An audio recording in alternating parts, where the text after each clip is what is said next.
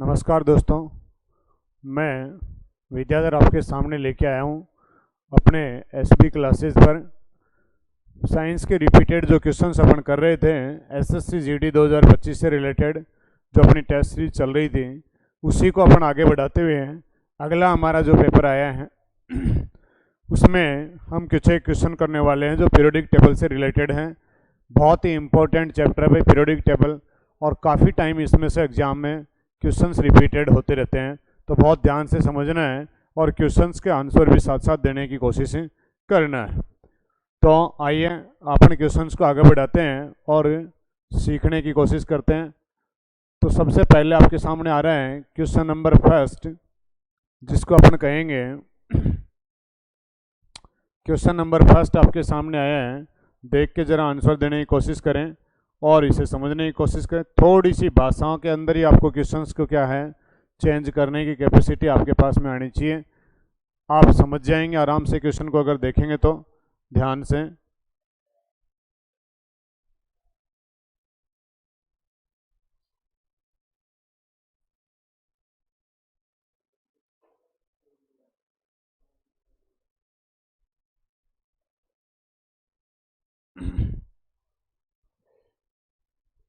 तो क्वेश्चन अगर आप देख रहे हैं तो सबसे पहला क्वेश्चन हमारे पास आया है कि आधुनिक आवर्त सारणी में किस तत्व में संयोजी जो इलेक्ट्रॉन हैं उन संयोजित इलेक्ट्रॉनों की संख्या सीजियम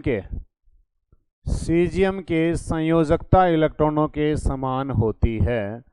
क्वेश्चन बहुत ही अच्छा है भाई, मॉडर्न पीरियोडिक टेबल से क्वेश्चन आया है और वैलेंसी से क्वेश्चन आया है। वैलेंसी जिसको अपन बोलते हैं संयोजकता, जिससे अपन कह सकते हैं कि संयोजकता क्या होती है। पहली बात तो ये है, संयोजकता हमें कहती है कि किसी भी तत्व के जो बाह्यतम कोश होता है, कौन सा कोश होता है भाई? बाह्यतम कोश होता है, जो आउटर सेल होती है, उस सेल में उपस्थित इलेक्ट्रॉन्स के जो नंबर होती हैं, सेल में उपस्थित इलेक्ट्रॉन, उन इलेक्ट्रॉनों की जो संख्या होती है वो संख्या ही क्या कहलाती है भाई? उसकी संयोजकता कहलाती है, वैलेंसी कहलाती है।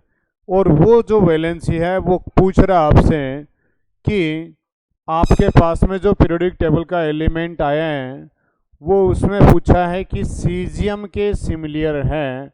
तो सबसे पहली बात तो हमें ये पता चल जाना चाहिए कि सीजियम जो है वो कहाँ आता है। तो उसके लिए हमारे पास एक ट्रिक है और वो ट्रिक आप जान पाएंगे। हमने कहा था हे ली ना की रब से फरियाद, या फिर आप कह सकते हो हे लीना की रब से फरियाद। तो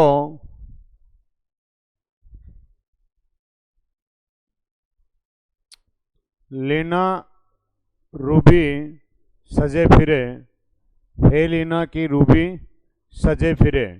तो इसके बारे में अगर हम बातचीत करें तो सबसे पहला प्रश्न हमारे पास आता है कि अगर इनके नंबर देखें तो ये हमारे पास में फर्स्ट पीरियड जो हमारा आता है उस फर्स्ट वर्ग के अंदर हैं। ये सारे के सारे प्रथम वर्ग के तत्व हैं।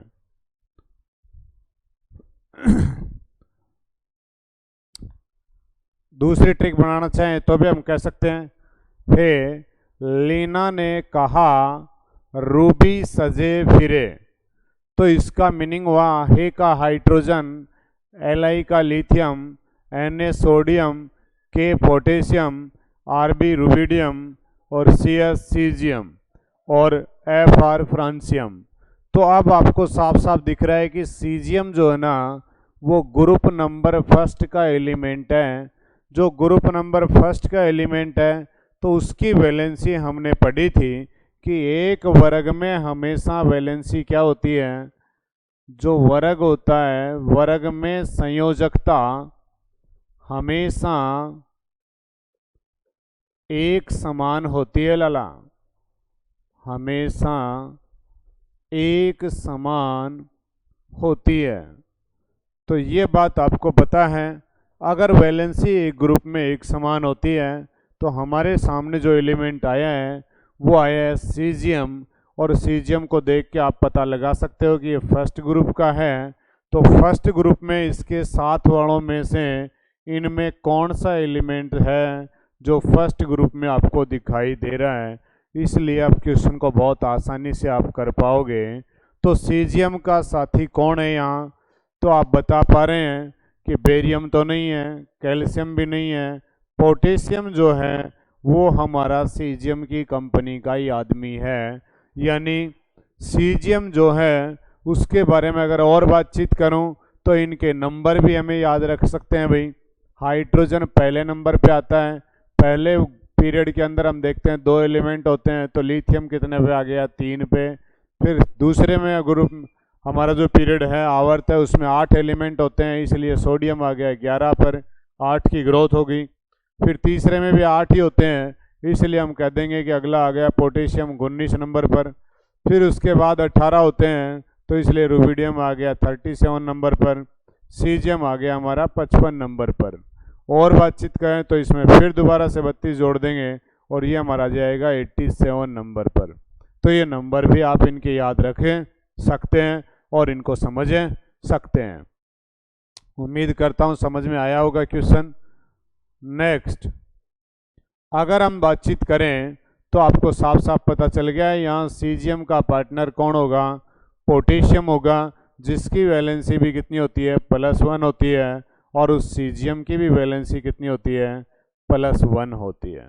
तो ये बातें हमें दोनों इससे रिलेटेड पता चल गया है। नेक्स्ट क्वेश्चन बहुत ही शानदार क्वेश्चन था भाई, और एसएससी के अंदर क्वेश्चन आया था ये 2023 में। अगला क्वेश्चन की तरफ हम बढ़ते हैं तो हमारे पास क्वेश्चन आ रहा है, आज का जो सेशन है बहुत ही स्पेशल होने वाला है, जो विजयदशमी का आपका त्यौहार है। तो ये भी आपके लिए एक विजयदशमी है, यानी पाप के ऊपर धर्म की जीत होने का जो त्यौहार है, उसी के उपलक्ष्य में ये आवर्त सारणी के क्वेश्चन आपके सामने बहुत ही शानदार और बहुत ही जानदार क्वेश्चन होने वाले हैं। ध्यान से देखिएगा। क्वेश्चन में हमें बताया गया है कि नाइट्रेट जो आयन होते हैं, नाइट्रेट आयन को हम कह देते हैं भाई NO3 और नेगेटिव। ये क्लोराइड आयन जो होते हैं Cl नेगेटिव, ब्रोमाइड आयन जो होते हैं Br नेगेटिव, आयोडाइड आयन जो होते हैं वो I नेगेटिव को मूल प्रबलता के आधार पर, यानी इसके स्ट्रॉन्ग जो होते हैं, कौन सा स्ट्रॉन्ग है कौन सा वीक है, उसके बारे में अगर बातचीत की जाए तो उसके अनुसार इनका सही और अवरोही क्रम बताना है। अवरोही का मीनिंग होता है घटता हुआ क्रम। तो घटते हुए क्रम में इनमें से बताना है कि सबसे कम किसका है, सबसे ज़्यादा किसका है। तो हमें साफ साफ दिखाई दे रहा है कि भाई साहब नाइट्रेट को तो खैर मान लिया, हम नहीं जानते होंगे, ये तो अलग चीज़ है। बट अगर हम बातचीत करें तो हम कह सकते हैं कि हमारे पास एक नाम आता है वर्ग नंबर 17। कौन सा आता है भाई, वर्ग 17, जिसको अपन बोलते हैं ग्रुप नंबर 17। इस ग्रुप 17 के अंदर हम चेक करें तो हमारे पास में आते हैं एलिमेंट्स जिनको आप कह सकते हो फिर कल बाहर आई आंटी। यानी ग्रुप 17 के एलिमेंट्स को आप याद रखने के लिए एक ट्रिक बना सकते हैं, फिर कल बार आई आंटी। तो अगर आंटी बार आएगी तो निश्चित है अंकल अंदर जाएगा, हैं। तो ये हम बातचीत करें तो हमें पता चला है कि फिर कल बार आई आंटी, ये सारे के सारे हैलाइड या हेलोजन एलिमेंट हैं। हैलाइड या हेलोजन जो होते हैं वो हमेशा इलेक्ट्रॉन गेन करते हैं, और जब इलेक्ट्रॉन गेन करेंगे तो इन सब के ऊपर चार्ज कैसा आ जाएगा लाला, नेगेटिव आ जाएगा। दूसरी बात, ये ग्रुप नंबर 17 के एलिमेंट्स हैं, तो ग्रुप नंबर 18 जो होता है उनकी वैलेंसी तो 0 होती है, तो 0 है तो इनकी -1 हो जाएगी, तो इसलिए सारे के सारे -1 वाले एलिमेंट्स हैं। दूसरी खास बात इनमें हम बातचीत करें तो इनकी रिएक्टिविटी जो होती है उनमें हम कहते हैं कि सबसे ज़्यादा रिएक्टिव एलिमेंट हमारा कौन होता है, फ्लोरीन होता है। और फ्लोरीन के बाद में फिर आता है क्लोरीन, फिर आता है ब्रोमीन, फिर आता है आयोडीन। तो ऊपर से नीचे आने पर इनकी हैलाइड जो नेचर है या इनकी रिएक्टिविटी है वो लगातार क्या होती है, घटती है। तो घटती है तो आई की सबसे कम, बी आर की उससे ज़्यादा, क्लोरीन की उससे ज़्यादा। ऐसा क्रम आपको यहाँ कहीं दिख रहा है क्या, दिख रहा है? तो हमें साफ साफ दिख रहा है। यहाँ तो पहले ही एनओ दे दिया तो वो तो है ही नहीं हमारे ऑप्शन में। फिर हम बातचीत करें तो बी आर, आई, NO3, फिर Cl, ये तो व्यवस्था वैसे ही नहीं बैठ पा रही है। तो हमारे पास में नेक्स्ट जो ऑप्शन होने वाला है, तो सबसे पहले हमने बता दिया कि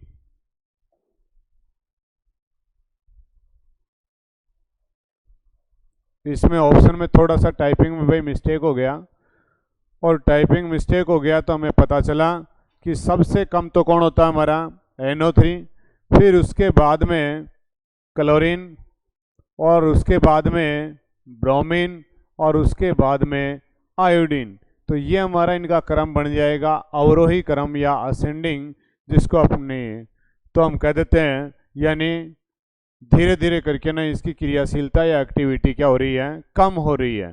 तो कम का जो क्रम बनेगा, सबसे कम रिएक्टिव कौन होगा, आयोडीन, और सबसे ज़्यादा कौन होगा, NO3 या नाइट्रेट। तो ये इनकी प्रबलता का क्या था, क्रम था, और वो हमें याद रखना है। फिर कल बार आई आंटी की सीरीज से हमें याद रख लेना है। ये सारे के सारे एलिमेंट्स ग्रुप नंबर 17 के हैं और हैलोजन तत्व कहलाते हैं, हैलाइड कहलाते हैं, और इनका ऑक्सीकरण अंक अगर पूछ ले तो -1 होता है। उम्मीद करता हूँ क्वेश्चन आपको समझ में आया होगा। नेक्स्ट तीसरा क्वेश्चन हमारे पास में आ रहा है, और बहुत ही अच्छा क्वेश्चन आ रहा है कि एक प्रोसेस होती है जिसका नाम है फर्मेंटेशन, जिसे आप कहते हैं किण्वन। उस किण्वन की प्रक्रिया के दौरान, किण्वन की जो प्रक्रिया है या प्रोसेस है, उसके दौरान एल्कोहल का निर्माण होता है। बिल्कुल, ये भी अपने आप में क्वेश्चन पूछा हुआ है कि फर्मेंटेशन में बनने वाला प्रोडक्ट क्या है, तो आप बताओगे एल्कोहल या शराब या एथेनॉल जिसको अपन कह सकते हैं। तो हमने कह दिया C2H5OH। ये अपने आप में एल्कोहल का क्या होता है, निर्माण होता है। कब, जब उसमें फर्मेंटेशन की प्रोसेस होती है। तो फर्मेंटेशन को यह नाम हमने क्या दिया है, किण्वन। और ये जो किण्वन होता है, इस किण्वन की हम बातचीत करें तो हम कह सकते हैं ये किण्वन अपने आप में अवायवीय श्वसन होता है। भाई कैसा श्वसन होता है, अवायवीय, एनएरोबिक, जिसमें ऑक्सीजन क्या होती है, अनुपस्थित होती है। तो ऑक्सीजन के एब्सेंस में अगर ग्लूकोज का डाइजेशन होता है तो उसके डाइजेशन से अपने आप में बनने वाला जो होता है प्रोडक्ट, वो बनता है एथेनॉल या एल्कोहल, जिसको एनाएरोबिक रेस्पिरेशन भी कह सकते हैं या अवायवीय श्वसन भी कह सकते हैं। दूसरी खास बात है, अब यहाँ आपसे पूछा क्या है, एल्कोहल का निर्माण होता है और उसके साथ में एक उप उत्पाद यानी बाई प्रोडक्ट बनता है। वो बाई प्रोडक्ट क्या बनता है, तो वो हमें यहाँ बताना है। तो वो पूछ रहा है पोटेशियम नाइट्रेट, नहीं। पोटेशियम हाइड्रोजन एडिपेट, नहीं। पोटेशियम बाई ट्राइट्रेट और पोटेशियम साइट्रेट। तो इनमें से हम बातचीत करें तो हमने कह दिया कि यहाँ जो अपने आप में इसका जो को प्रोडक्ट बन रहा है या उप उत्पाद जो बन रहा है, उसके बारे में हम बातचीत करें तो हम कह सकते हैं कि जो ही इसका डाइजेशन होगा तो डाइजेशन के फलस्वरूप, नहीं सॉरी, जो फर्मेंटेशन की प्रोसेस होगी, उस फर्मेंटेशन की प्रोसेस के साथ में हमने देखा है कि यहाँ पर एक तो बन रहा है कौन, एल्कोहल।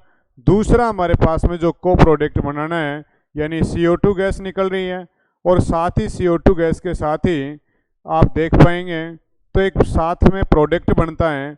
और वो जो प्रोडक्ट बनता है तो प्रोडक्ट कौन सा बन रहा है, तो हम कह सकते हैं पोटेशियम बाई ट्राइट्रेट जो अपने आप में है, वो हमारा राइट आंसर यहाँ पर सी हो जाएगा।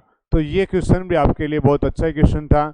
दूसरी खास बात अगर मैं करूं तो इसके बारे में एक बात और कह सकते हैं कि पोटेशियम जो हमारे पास में बाई ट्राइट्रेट आया है, इसका फॉर्मूला भी होता है भाई के C4H5O6। तो इसका फॉर्मूला भी लिख सकते हैं के C4H5O6। ये इसका भाई फॉर्मूला भी होता है। जो किण्वन के साथ में जो अल्कोहल बनता है उस अल्कोहल का सह उत्पाद या को प्रोडक्ट या बाई प्रोडक्ट कहलाता है। दूसरी और सबसे महत्वपूर्ण बात कि जो किण्वन होता है वो किसके साथ में होता है भाई, तो वहाँ यीस्ट की उपस्थिति में होता है, यानी यीस्ट के द्वारा फर्मेंटेशन की प्रोसेस होती है। इसी को अपन कह सकते हैं यीस्ट, या दूसरा नाम भी दे सकते हैं खमीर। यीस्ट को ही दूसरा नाम क्या देते हैं, खमीर।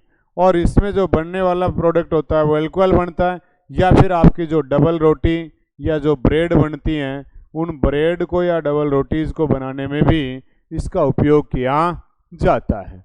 तो ये क्वेश्चन भी आपका बहुत ही शानदार अच्छा क्वेश्चन था। उम्मीद करता हूँ आपको समझ में आया होगा। स्क्रीनशॉट इसका ले लीजिएगा, जिसको आप आराम से समझ सकते हैं और बाद में भी देख या पढ़ सकते हैं। नेक्स्ट अगला क्वेश्चन हमारा आ रहा है, और वो क्वेश्चन आ रहा है कि 1894 के अंदर विलियम रामसे नामक कोई साइंटिस्ट हैं, और उस साइंटिस्ट ने विलियम रामसे नामक जो साइंटिस्ट ने किस वैज्ञानिक के साथ मिलकर प्रमाणित किया कि हवा में एक तत्व उपस्थित होता है जो उस समय तक अज्ञात था, जिसे ऑर्गन का नाम दिया गया है। यानी कहने का मेरा मीनिंग है, सन 1894 के अंदर एक अज्ञात तत्व की खोज हुई जो एटमॉस्फेयर में उपस्थित तो था लेकिन बहुत ज़्यादा क्रियाशील नहीं था, वो किसी के साथ भी क्रिया नहीं कर रहा था।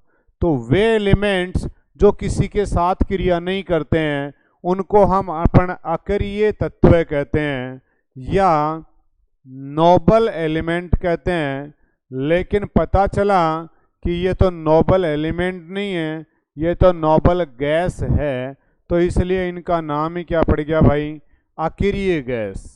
प्रश्न एग्जाम में आ जाता है अक्रिय गैसें कौन सी होती हैं या अक्रिय गैसों की खोज किसने करी, तो आप बता पाएंगे कि अक्रिय गैसें जो होती हैं वो अपने आप में नोबल गैस कहलाती हैं।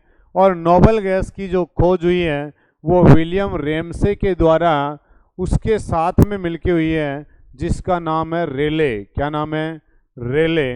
तो हमारा ऑप्शन नंबर ए जो है वो आपका राइट आंसर हो जाएगा। और आप बता पाएंगे कि अक्रिय गैसों की खोज किसने करी, तो आप देंगे रेले ने दी।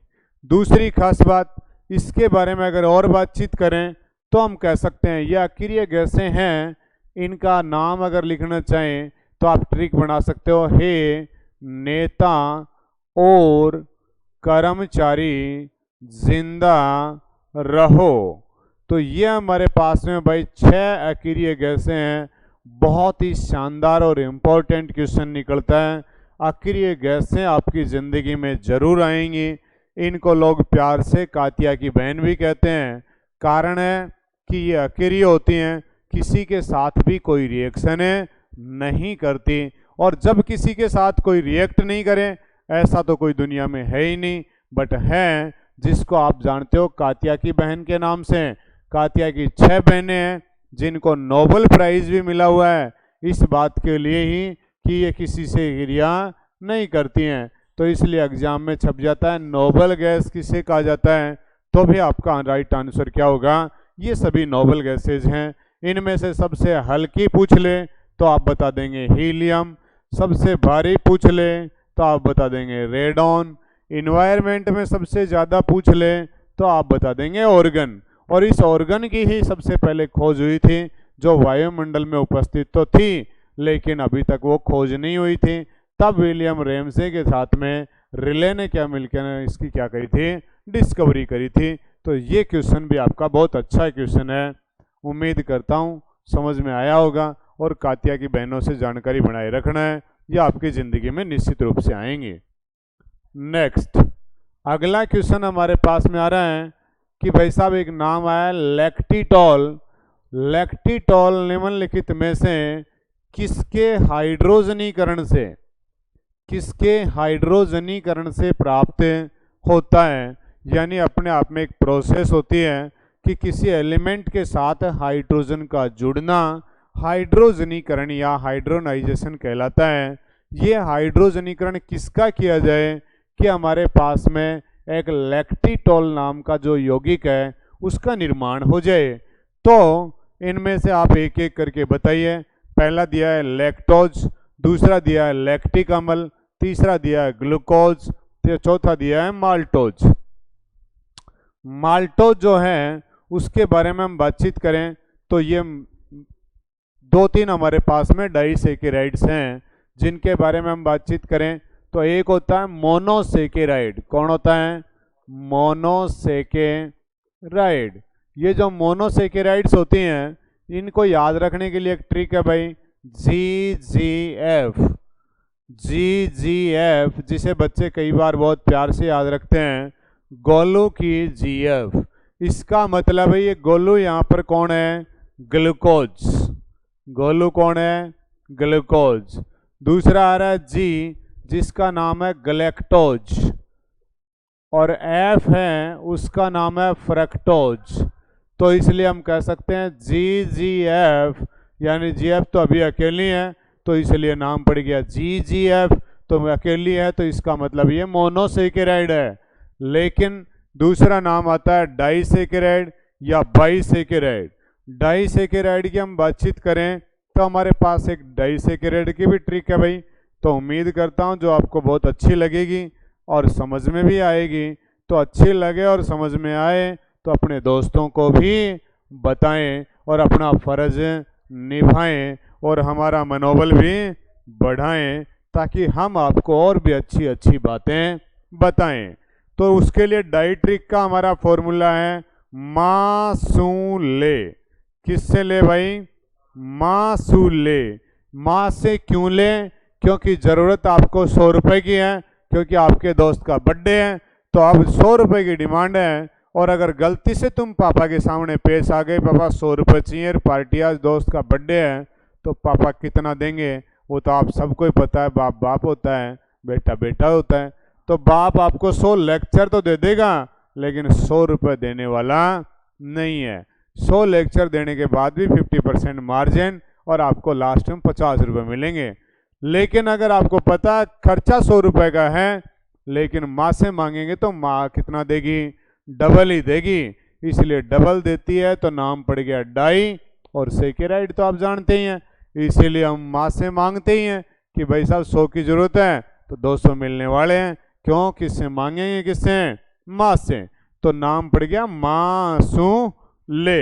माँ का मीनिंग आता है भाई यहाँ माल्टोज, सु का मीनिंग आता है यहाँ सुक्रोज, और ले का मीनिंग आता है यहाँ लैक्टोज। तो ये अपने आप में डाइसेकेराइड्स होती हैं। डायरेक्ट क्वेश्चन एग्जाम में छपता है कौन कौन सी सेकेराइड्स डाइसेकेराइड्स कहलाती हैं, तो आप बता देंगे माल्टोज, सुक्रोज, लैक्टोज। दूसरी खास बात, अब यहाँ पर हमें पूछा जा रहा है कि भाई साहब लैक्टिटोल नामक जो अपने आप में यौगिक है, कंपाउंड है, वो किससे के हाइड्रोजन से तैयार किया जा रहा है। तो आपका right answer option number A हो जाएगा, लैक्टोज जिसे आप कह सकते हैं। क्लियर। तो इसी के साथ आपका ये क्वेश्चन भी कंप्लीट हुआ। थोड़ा सा फास्ट चलते हैं क्योंकि बहुत टाइम हो रहा है और हम थोड़ा लूज चल रहे हैं, तो इस स्पीड को ग्रो करते हैं और नेक्स्ट क्वेश्चन की तरफ बढ़ते हैं। अब क्वेश्चन आपसे पूछा जा रहा है भाई साहब पृथ्वी है, बिल्कुल है, जहाँ हम रह रहे हैं, बिल्कुल रह रहे हैं, उस सतह को नाम देते हैं भू परपर्टी, और उसमें मौजूदा 7वें नंबर की सबसे ज़्यादा मात्रा में पाई जाने वाली धातु पूछा है, जो का का नाम क्या है, जिसका नाम मध्य युगीन जो अपने आप में सभ्यता थी, जब लैटिन भाषा चलती थी तो उस शब्द लैटिन भाषा में तो उसे केलियम कहा जाता है, तो केलियम से लिया गया है। तो आधा % तो आपके दिमाग में अपने आप ही सॉर्ट आउट हो गया होगा कि केलियम जो है वो लैटिन भाषा का मीनिंग है, और उसका वो तत्व कौन सा है। तो केलियम तो अपने आप में किसके लिए लिया गया है भाई, वो आपको आराम से पता चल जाएगा। लेकिन अगर आपको दिखाई दे रहा है तो आप भी कमेंट करके आंसर दें। मुझे उम्मीद है आप सबको दिखाई देने वाला ऑप्शन क्या है, कैल्शियम। लेकिन दिल दीवाना कहता है प्यार कर और जा किसी लड़की से आंखें चार कर, लेकिन फिर भी ये कहता है कि पहली नज़र और पहली बात का असर कुछ देर तक ही रहता है, यानी पहली नज़र में अक्सर गलती होता है। अगर आपको ये ऑप्शन पहला नज़र में दिख रहा है कैल्शियम, तो मैं भी कह रहा हूँ कि भाई साहब ये 100% गलत है। अब आप बताएंगे कि भाई साहब केलियम का ही तो साइन लिया गया था के, और उसी के का आंसर आपको दिख रहा है पोटेशियम। तो यानी वो जो 7वें नंबर पर पाई जाने वाली सबसे ज़्यादा मात्रा में जो मेटल है, जो अर्थ सरफेस पर पाई जाती है, जिसका लैटिन भाषा का मीनिंग लिया गया है केलियम, तो उसका right answer option number A है पोटेशियम। दूसरी बात, इसके बारे में और बातचीत करें। अगर आपसे इतना ही पूछता कि पृथ्वी यानी भू प्रॉपर्टी की सतह पर सबसे ज़्यादा मात्रा में, 7वें शब्द को हटा देता, सबसे ज़्यादा मात्रा में पाई जाने वाली धातु कौन सी है, तो आपका राइट आंसर कौन सा हो जाता मेरे लाला, एल्यूमिनियम। बट एल्यूमिनियम तो फर्स्ट है। ऐसे ही आपसे यहाँ पर पूछता दोबारा भाषा में चेंज करके, ये तो बात हुई है धातु की। अगर यहाँ आपसे पूछता कि अर्थ सरफेस पर सबसे ज़्यादा मात्रा में पाए जाने वाली अधातु या नॉन मेटल कौन सी है, तो आपका राइट आंसर होता सिलिकॉन। क्या होता, सिलिकॉन। दूसरी बातचीत हम करें तो हम कह देते हैं कि इसी में से हम पाते हैं, तो हमने पाया कि अगर आपसे पूछता कि पाया जाने वाला सबसे ज़्यादा मात्रा में उपधातु, सॉरी अधातु नहीं भाई, इसको लिखना है उपधातु, सब मेटल बतानी है, तो उपधातु पूछे तब तो आपका आंसर होगा सिलिकॉन। लेकिन अगर आपसे पूछ लेता कि भाई साहब अधातु बताइए, तो हमारा आंसर होता ऑक्सीजन। उम्मीद करता हूँ समझ में आई होगी। यानी अर्थ सरफेस पर सबसे ज़्यादा मात्रा में पाई जाने वाली धातु पूछे तो एल्यूमिनियम, सबसे ज़्यादा मात्रा में पाई जाने वाली अधातु पूछे तो ऑक्सीजन, और उपधातु पूछे तो सिलिकॉन। क्लियर। नेक्स्ट हम बातचीत करें तो हमारा यहाँ इस क्वेश्चन का राइट आंसर था ऑप्शन नंबर ए, जिसका नाम है पोटेशियम, जो लैटिन भाषा के केलियम शब्द से बना है। नेक्स्ट, इसके बाद हमारे पास अगला क्वेश्चन आया है और बहुत स्मार्ट और अच्छा क्वेश्चन है। उम्मीद करता हूँ आप इसका भी आंसर आराम से दे पाएंगे। इसके अंदर पूछा गया है कि आवर्त सारणी के समूह में, और समूह में भी आपको यहाँ थोड़ा सा नाम दे देता तो और भी ज़्यादा बेहतरीन होता, बट कोई बात नहीं। अगला चाह रहा है कि भाई समूह में तो है, कौन सी नरम धातु है जो हवा के संपर्क में आने पर कुछ ही सेकंडों के भीतर धुलमिल हो जाती है, यानी आग पकड़ लेती है और नष्ट हो जाती है। तो आपको 2 हिंट मिल रहे हैं यहाँ कि वायु के साथ क्रिया करने वाली धातु, प्लस में दूसरा ऑप्शन है वो अपने आप में बहुत मुलायम है, जिसको हम तो अक्सर प्यार से कहते हैं वो कातिया की नहीं, वो कालिया की बहन है, जिसका नाम क्या है, सोडियम। क्या नाम है भाई, जिसका एटॉमिक नंबर होता है 11 और इसका लैटिन भाषा का मीनिंग है नाइट्रियम। क्या नाम है, नाइट्रियम, जो लैटिन भाषा का मीनिंग है, जैसे अभी पोटेशियम का आया था केलियम, ऐसे ही इसका क्या होता है, नाइट्रियम होता है। और ये जो नाइट्रियम है इसको Na से रिप्रेजेंट करते हैं, सोडियम इसे कहते हैं ये कड़िया की बहन है, बहुत ही सॉफ्ट है, नाजुक है, और अगर इसके पड़ोस से हवा भी गुजर जाए तो ये तुरंत आग लगा लेती है और अपने आप में नष्ट हो जाती है, और हवा के ऊपर बदनामी हो जाती है कि इसने मेरे को गलत नज़र से देखा था इसलिए मैंने आग लगा ली। तो यानी कहने का मेरा मीनिंग है, यहाँ आपका राइट आंसर हो जाएगा सोडियम, जो बहुत ही तेज क्रियाशील प्लस में सॉफ्ट और मुलायम धातु या एलिमेंट होता है। नेक्स्ट क्वेश्चन, इसी में अपन आगे बढ़ें तो अगला क्वेश्चन हमारे पास में आ रहा है कि भाई साहब आप दूध भी लेते हैं, आप भोजन भी लेते हैं, और समुद्री भोजन भी लेते हैं, और साथ में मेवे भी खाते हैं, ड्राई फ्रूट्स भी, या फिर साबुत अनाज भी खाते हैं।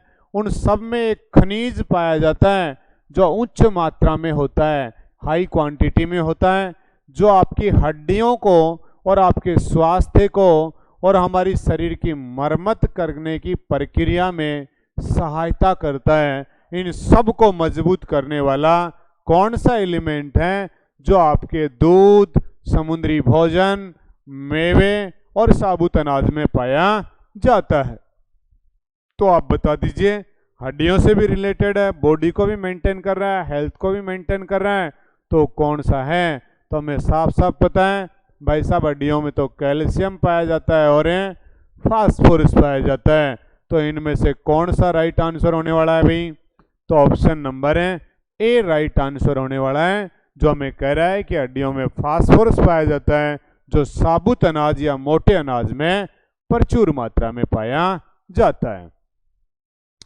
नेक्स्ट, तो ये हमारा राइट आंसर हुआ फास्फोरस, जिसको आप कह देंगे कि ये साबुत अनाज में पाया जाता है और दूध में भी प्रचुर मात्रा में पाया जाता है। पहली नज़र में उड़ाने वाला प्रश्न, बहुत इजी क्वेश्चन, आधुनिक आवर्त सारणी मॉडर्न पीरियोडिक टेबल में कितने तत्व सूचीबद्ध यार्ड सारणी में लिए गए हैं? तो मैंने कहा था आपको वोट डालने का अधिकार कब मिलता है? जब आपकी उम्र होती है 18 वर्ष, और आपके पास में हमने कहा था जो पीरियड्स थे हमारे या जो ग्रुप्स होते हैं उनके नंबर भी बताए थे। तो मैंने कहा पीरियड तो स्कूल में कितने लगते हैं? 7। तो यानी मॉडर्न पीरियोडिक टेबल में अगर पूछ ले आवर्त कितने हैं तो 7, और अगर वर्ग पूछ ले तो मैंने बताया था आपको 18, और उसके पहले एक और लगा दो तो एलिमेंट आ जाएंगे। यानी मॉडर्न पीरियोडिक टेबल में टोटल एलिमेंट्स की संख्या कितनी है? तो 118, 118। दूसरी खास बात है कि अगर हम ध्यान दें तो हमने पाया कि तत्व तो 118 हैं, ग्रुप हमसे पूछे या वर्ग हमसे पूछे तो 18 ही हैं कुल, और आवर्त पूछे तो 7 हैं। ये आपकी मॉडर्न पीरियोडिक टेबल की क्या हैं? कुछ एक जानकारियां हैं। और आज के सेशन का लास्ट क्वेश्चन और इम्पोर्टेंट क्वेश्चन, उम्मीद कर रहा हूँ कि आप आंसर दे पाएंगे, और क्वेश्चन बहुत ही अच्छा है और बहुत बार आया है, अच्छे अच्छों को मात दी है इस क्वेश्चन ने। पहली नज़र वाला क्वेश्चन है, एक बार फिर मिलते हैं। देखिए पहली नज़र में आपको भी कुछ होता है क्या? परमाणु संख्या दे दी 35। अब वो चाहता है कि तुम्हें अगर एटॉमिक नंबर भी याद हैं तो तुम भी क्वेश्चन को आराम से कर पाओगे, लेकिन हमें पता है हम तो 20 पे आउट हो जाते हैं, दादा कहाँ जाएंगे 35 तक, नहीं बैठेगा। वाले किस रासायनिक तत्व में तीक्ष्ण गंध वाला गहरे रंग का और लाल और भूरा और लिक्विड एलिमेंट है?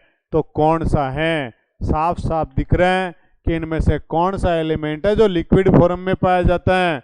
तो नोट डाल के लिखवाया हुआ है कि एकमात्र लिक्विड फॉर्म में या द्रव्य रूप में पाया जाने वाला, द्रव्य अवस्था में पाया जाने वाला तत्व जो है, अगर आपसे पूछता नाम देके धातु, तो आपका आंसर होता Hg मरकरी, पारा।